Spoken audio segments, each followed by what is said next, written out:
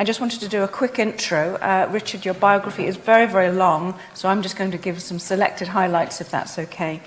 Richard is the MP for South Norfolk, with a very interesting career before entering Parliament in investment banking, journalism and consultancy. Very interestingly, Richard served for quite a number of years on the Public Accounts Committee, so he knows where all the bodies are buried. So there's maybe some interesting conversations to be had a bit later on that subject, Richard. And interestingly, again, you wrote a book, amongst others, The Conundrum, Why Every Government Gets Things Wrong and What We Can Do About It. So it feels to me as if you've been a radical for a long time, and really looking forward to hearing about your journey of steering the Private Members Bill through Parliament that resulted in the Self-Build and Custom House Building Act 2015, and also how is that looking now, how is it working in practice, and how can we help make it really efficient and effective in practice? Thank you.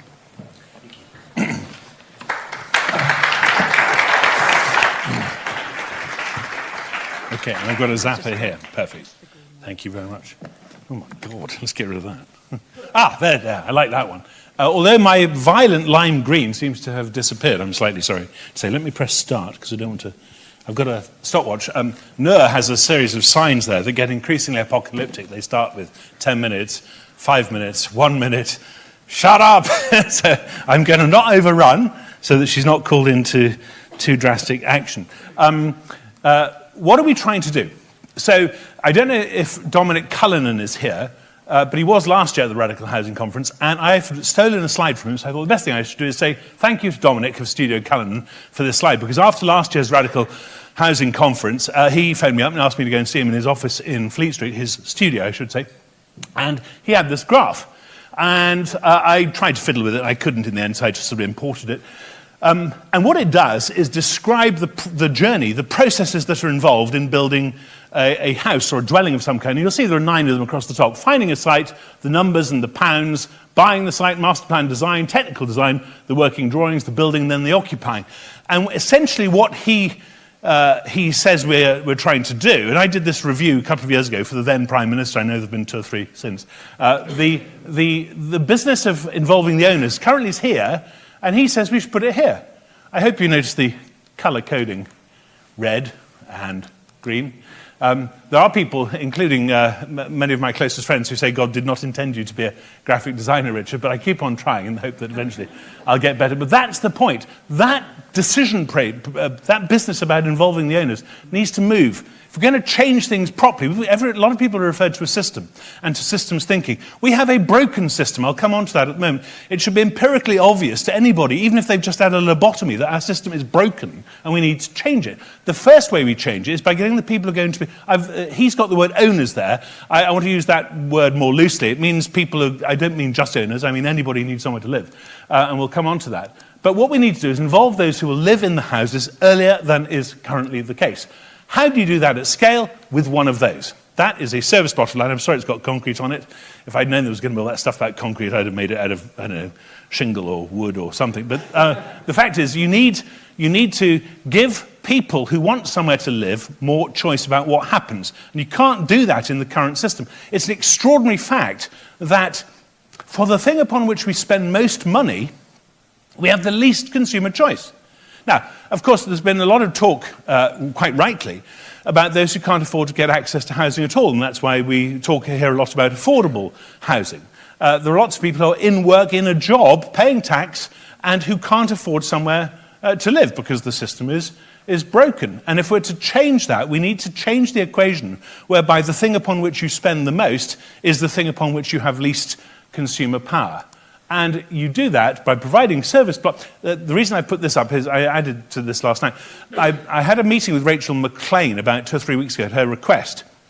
And she, among other things, said, so Richard, if there were one thing I could do that's going to change the landscape in relation to custom self-build, what would it be? And I've been thinking about this for 9 years. My bill got through Parliament in 2014, and I've been doing things, nagging ministers, trying to get amendments and pushing this agenda for a long time. And then I suddenly, without ever having thought of an elevator pitch, I suddenly had to do one in about 4 seconds on a Zoom call. And I said, I thought for a few seconds, and I said this: we need to provide service plots of land for everyone, everywhere, at every price point, for every tenure, across the whole country. If we did that, everything else would follow. In other words, not one of those, but hundreds of them everywhere. So that's the first thing you do when you want a dwelling. You go and get yourself a service plot. By the way, it's got nothing to do with whether you can afford it or not. We'll come on to that in a minute. But because there are ways of dealing with people who can't afford, that's the whole point of our movement. If it doesn't include the homeless, the poor, the marginalised, and ex-offenders, people who've just come out of prison, about which Agile has quite a lot to say, and hopefully we'll hear about some of that. But if it doesn't include everybody, then it's, as far as I'm concerned, not a system that works properly. What would a radical housing policy look like? Please accept my apologies if you saw this last year, but I was gratified the relatively small number of hands who went up from last year. A radical housing policy, to me, should recognise everyone needs somewhere to live. There's a universal agreement on that. You still need somewhere to live whether you can afford it or not. There ought to be universal agreement on that. And the state already recognises this. That's why local authorities have statutory obligations. We, the state, recognise it badly, we recognise it expensively, but it is already recognised. The somewhere, that's the somewhere to live, should be at a decent minimum standard. There should be a certain amount of space, location, safety, it should be capable of being kept warm and so on and so forth. Everyone who wants to own should be able to. Currently we know, and that's been a fairly stable number for decades, 86% of people would like to own their own house. Everyone who wants to rent should be able to. That's a harder number to find, but by a process of elimination, it's 14%. We know there are people who never want to own. There are also people who might want to own, but at the moment want to rent for a variety of reasons. I'm renting at the moment. I'm not planning to rent for the rest of my life. Supply should rise to meet demand, and demand should drive volume. In other words, customers should matter. None of that is true at the moment. Supply doesn't rise to meet demand. Demand doesn't drive volume. And customers don't matter. They have the least consumer choice over the most important thing that they spend money on. And here's the key point. I think a customer should be anybody who needs somewhere to live. So somebody's just come out of prison and doesn't know where they're going to go to stay the night, apart from the drug dealer's sofa. Not a good idea if you want to get them off the conveyor belt to more crime. Should be considered customers just as much as anybody else. Houses should be well designed and they should be well built. They should be well connected with proper transport facilities and digital connectivity, whether it's mobile telephony or whether it's broadband. They should be well served with schools and health and sports facilities. They should be well run. We should have good governance as normal. They should be green as normal, environmentally sensitive, with very low energy costs. I don't know anybody who doesn't want a house that costs nothing to heat. I've been saying this for 9 years, and suddenly we had an energy crisis, and people in government started talking about it as if it was a bright idea. I mean, everybody would prefer to have dwellings that don't cost very much to run. And of course, with a thriving economy and local jobs, and that are active and inclusive and safe for everyone. We want that, but we get that. That is the result of the system we have, and we need to change it. At the moment, we've got a broken housing market, and demand is unable to influence supply and to drive volume. This white paper, Fixing Our Broken Housing Market, the most important word in that title, this came out in February 2017. That's more than the Second World War ago. In fact, it's now 6.5 years ago, which is a year longer than it took to fight the Second World War. So if we were going to fix it doing what we've been doing so far, we would already have done it, one hopes. Chapter 2 of this says building houses faster. We're now building them more slowly. Chapter 3 of this says diversifying our housing market. Our housing market is now less diverse than it was 6 years ago. These are points, of course, I occasionally make to ministers. They find me slightly nagging and annoying, but I think it's important to make the point that whatever we're doing at the moment is not sufficient and it's not working. The fundamentals are unchanged. It remains the case that most people feel they have no real say over what gets built, where it gets built, how it performs, what it looks like, who has the first chance to live there, and if you change all of that, actually, that one, probably, who has the first chance to live there, is almost the most important.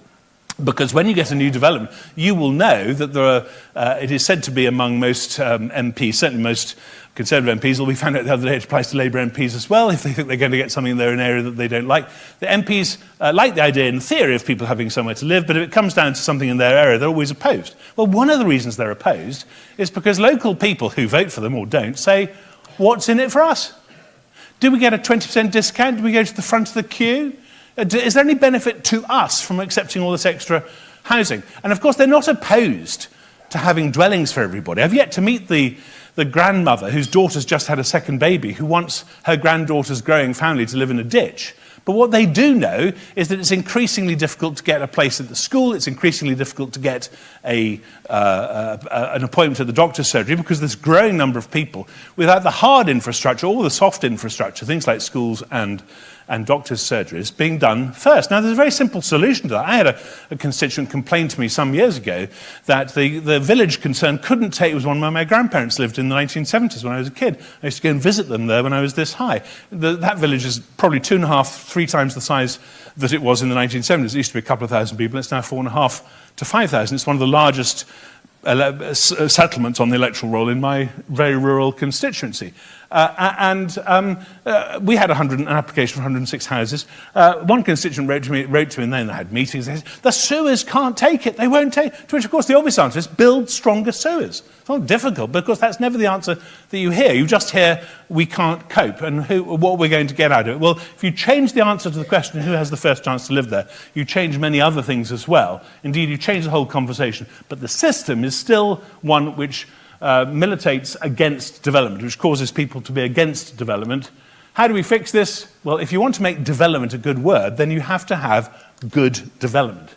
But at the moment, this is the great dirty secret of the volume house building industry, most people do not want most of what is built. More people want to build their own house than to buy a new one. I can show you numbers saying that only 33% of people want to buy the product of the volume house builders. I can show you numbers that push that down to 21%. Less than a third of people actually want to buy the product of these famous brand names, Barrett, Taylor Wimpey, Persimmon, and so on. They don't really want them.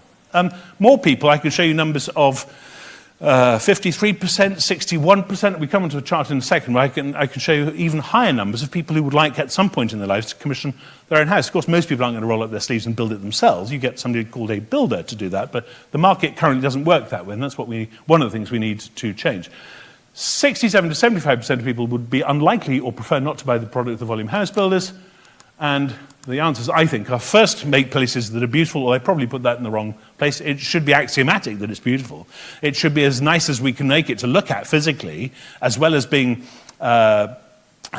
was it? I think it was Steve Jobs who said, people think design's what it looks like. Actually, it's not. He said it's how it works. Louise earlier was talking about if we built houses where they were all accessible, we wouldn't have this separate category in the way that we currently do. But the key thing for me is putting the person who's going to live in it, by which I mean customer in the sense I defined, in the broadest sense, in the driving seat. And recognize that customer means anyone who needs somewhere to live. How do you put customers in charge? Well, I already mentioned one of those. But you don't just do one of those, you have to have hundreds of them. And you have to have hundreds of them everywhere. It has to be completely normal, and we need to decide. I mean, you might have thought, wouldn't you, that 106 years after the Russian Revolution and 76 years after the Town and Country Planning Act in 1947, we still think the 5-year plan is the way to make things happen. We have nearly 100 years of experience that the 5-year plan is not the way to make things happen. What we need to do is take a decision for decades ahead of where we're going to have the housing. I don't have a photograph on here. I wish I did, but I'll just have to hold this one up. And this is the review I did for Boris when he was Prime Minister 2 years ago. There is on the back here, you can't really see it, but there's a very pretty looking sort of green thing. What that is service plots in Switzerland. And the decision of where they're going to build the next houses in that village has been taken. It's been taken for years and years and years to come. There's going to be no argy-bargy about it. They've already got the water, they've already got the electricity, they've probably got the broadband in there now. And the rate at which the houses get built is something that the local community will determine. Now, I don't know the specific details. It may be that your grandmother's grandmother has to have come from that canton before you get a look in, but that's a matter for the Swiss to sort out. The point is that we should have a system where there is certainty, where we drive certainty into it. I heard the word risk this morning mentioned several times. There should be no risk to speak of in housing, at least not risk that we can't get rid of, not risk that we can't completely control. The risk that somebody won't want somebody somewhere to live if they live within a community is zero. We know this. So when people really talk about risk, what they're often talking about is things that we've put in the way as a society, planning risk. Now, obviously, if you build on a swamp, it can cause problems, but there's something about that in the Bible, I think. There are certain things that we can de-risk. And if we de-risk all of them, then the risk goes down, and then the cost goes down. Then the cost goes down, and it becomes much easier. If you think about what insurance is, it is the pooling of risk. So why don't we have a financial institution or financial institutions that say, and I don't care if they're partly publicly owned, I mean, they don't have to be entirely publicly owned, but why can't we have institutions that say, we're all in this together, we all need somewhere to live, and therefore we ought, between us, to be able to find ways of coping with those people who, for whatever reason, are not able to keep onto a particular path even if they'd hoped to. They might have a bereavement, they might have a marriage that goes wrong, they might, for any number of reasons, be on a particular path and then not be able to sustain that and have to go on to a different path. We ought to be able to create mechanisms where they can do that within the same property so that they don't have to move. I don't think it ought to be that difficult. Yes, by the way, that's what it looked like 15 years ago. So that was under the sea, and now it's got 1,500 people living there in the bottom right. Actually, it's 2008. That's what, 12 to 15 years ago, yeah. So this is the level of interest in self-build. And the number I mentioned is this one here. You see, actively looking at getting on the property ladder, 83%. Does this thing work? No, probably doesn't. But you can see 83%, the next one down, 18 to 24, 18 to 34 who own their own home. 4/5 of people who own their own home between the age of 18 to 34. By the way, that's far fewer people than it used to be. In 1995, it was 2/3 of the population between 18 and 34 had a mortgage. Now it's only 22%. But most people, by far, of the younger age bracket would like to commission their own home at some point in their lives. The desire to do this is very, very widespread. We just don't have a system that allows it yet. Who would buy the service plots? Well, anybody, or almost anybody, could buy the service plots. I think I would create mechanisms that made it rather difficult for Taylor Wimpey and for Persimmon, but small builders certainly, community housing groups, co-housing groups, private individuals, small builders, local councils, housing cooperatives, Genossenschaften as they call them in Germany, which are much, much more important there than we have here. By the way, I've heard a couple of times this morning, in Germany people are not so interested in buying their own property, they're quite happy to rent into old age. There are a couple of things wrong with that. First of all, it's not true. I lived in Germany for quite a long time in the early 90s. Secondly, more people now under the age of 40 own their own property in Germany than do here. And third, if you think about it, if you're paying rent all your life, then when you retire, whether it's 60, 65 or 75, when you stop earning, your income will drop. But your rent won't stop, at least not if you're in the private rented sector. Now, of course, one answer to that is to make it all, quote, affordable. The only reason it's not affordable in the first place is because we don't have enough of it. One of the canards, I think is probably the right word, is that building more won't fix it. Yes, it will. The only reason, and we've heard this several times, the ratio between house prices and average incomes, the ratio between average incomes and average house prices is getting wider, much wider. I mean, it used to be 3.5 times income in 1971. It's now, in the poorer, less desirable areas, 5 to 6 times income.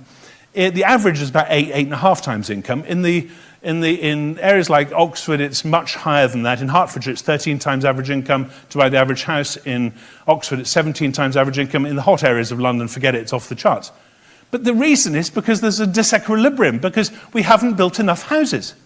The only reason that gap can widen between average income and average price is because we haven't got enough of it.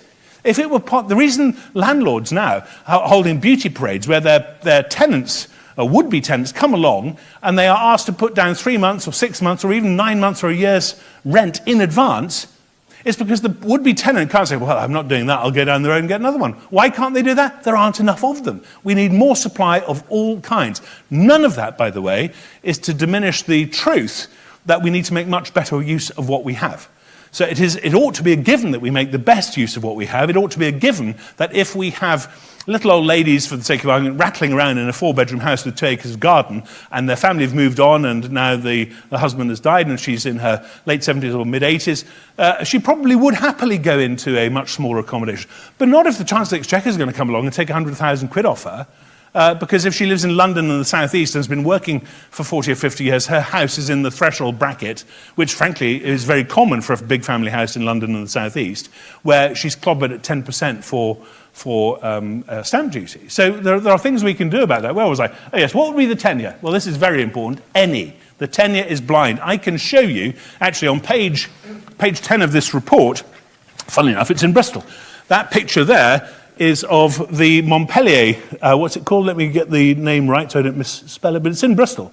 It's called the Courtyard. It was led by Bright Green Futures, and it's a self-build for rent. And there are lots of models where people can put in sweat equity and contribute towards the overall cost and then pay less in rent as a result. But the point is, the how it's built, how it's commissioned, and who gets to live there, it doesn't have to be for private sale only. It really doesn't. Now, the legislation, I got through this act on the left in 2015. It was kind of much thinner than I would have liked. I would have liked a much stronger piece of legislation. Unfortunately, the government came along and said, well, if you really want to get it through, Richard, you'll have this one, won't you? And the one that they came up with was much weaker. By the way, in case any of you wonder whether public authorities like admitting when they get things wrong, I looked at their draft of my bill, and I studied it carefully, and it seemed to me they had completely failed to notice that in large parts of England and Wales, we have two-tier councils. So in some areas like Wiltshire, we have Wiltshire Council, Herefordshire Council, and that is the local authority, apart from local parishes. In areas like Norfolk, we have South Norfolk District Council, Norfolk District Council, as well as the County Council. And so it's two-tier. And I looked at the bill, and I calculated that they had excluded 22 million people from the ambit of the bill. So I wrote to them and said, I think you've excluded 22 million people from the ambit of the bill. I could be wrong. I hope I am wrong. Can you explain to me why? And I explained to them why I thought I was right. Did I get a reply? Did I get a peep? No, complete silence. When I looked at a later draft, guess what? The error had been corrected. So anyway, this is their bill, the Housing and Planning Bill 2016, which had a load of things in it. Do you remember starter homes? I mean, they didn't go anywhere. But the bit that I liked, the reason I went on to the Bill Committee for this, was because of sections 9 to 12, which basically, together with my act, make what's known as the right to build legislation. My act, the 2015 act, all it really does is make local councils keep a statutory register. And the 2016 act creates another obligation, which is the obligation upon local councils to provide enough planning permissions to meet the demand on the register. Between the two of them, one ought to ratchet up the other. So the more people register, the greater is the number of planning permissions that have to be issued. I must say, I didn't reckon with the number of clever games and wheezes that local authorities would try and cook up in order to evade their obligations. And that's something I've been working on ever since. Nora's put up her deadly drop dead sign. So I'm now going to do the whole of the rest of the presentation in about 36 seconds. So there are lots of people abroad who do more than us. This is the Netherlands, Germany, and Switzerland mainly. There are 5 lessons from overseas. Their planning systems are better. Their finance institutions are better. Councils routinely facilitate land. They often work with groups. And the council leaders, the political level, are proactive. How would houses look with a radical housing policy? Well, instead of that, you might get that. This is a single transferable slide that's been stolen all over the world. I met the architect in the Netherlands who originally did this, and it makes the point very well, doesn't it? It can look very traditional. It can look very modern. It works in rural settings. This is in Shropshire. It works in urban settings. It works in classic infill. It's good for families. This is the big yard in Berlin, where there's one garden. It's much greener. Look at the roof on there. The entire thing is photovoltaic cells. It empowers the vulnerable. This is 6 flats in Potsdam, commissioned by 6 single mums, at what they now pay an affordable rent for it.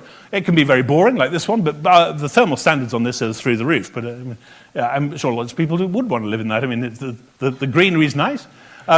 This one's a bit more exciting. It's like an upside-down ship. This one, the man is obviously channeling his previous life as a pharaoh. This one wants you to know that he lives at number 7. And so it goes on. But it starts with one of those.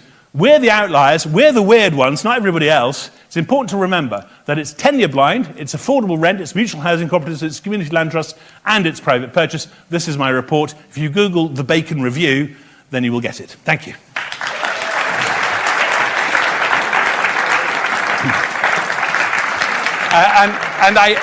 I have about 24 hard copies over here. So if you're a Leeds University student, you get priority.